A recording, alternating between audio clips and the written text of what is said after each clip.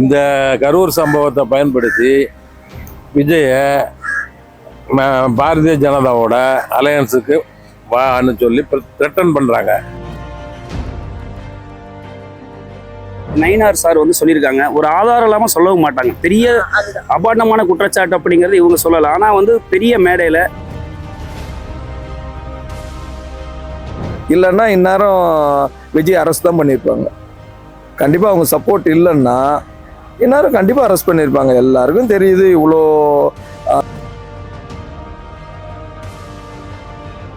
பிஜேபியோட கான்செப்டே தமிழ்நாட்டில் செல்லுபடியாகாது. அவங்க வந்து தாவேக்காவை ட்ரை பண்ணுறாங்க. அவர் வந்து நிச்சயமாக புகழுக்காகவோ இல்லை பணத்துக்காகவோ வரல. அவருக்கு அது ரெண்டுமே அப்நார்மலாக அவர் சம்பாரிச்சிட்டாரு.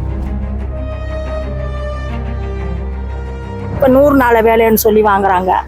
இதெல்லாம் தேவையில்லாத வேலை. போய் உட்காந்து கிடந்துட்டு 350 ரூபா 300 ரூபா சம்பளம் வாங்குறாங்க. அரசியலை தான் மேம் எல்லாருமே சொல்லுவாங்கல்ல, நிரந்தர எதிரியும் இல்லை நிரந்தர நண்பர்களும் இல்லைன்னு சொல்லுவாங்க. அது கால சூழலுக்கு ஏற்ற மாதிரி மாறும். ஆனால் மக்கள் தெளிவாக இருக்கணும். அதனால விஜய் வந்து ஜெயிச்சிருவாரு, அவர் முதலமைச்சர் ஆயிடுவார் அப்படிங்கிறதுக்கெல்லாம் ஒரு சான்ஸே இல்லை. இந்த 26ல் சான்ஸே இல்லை.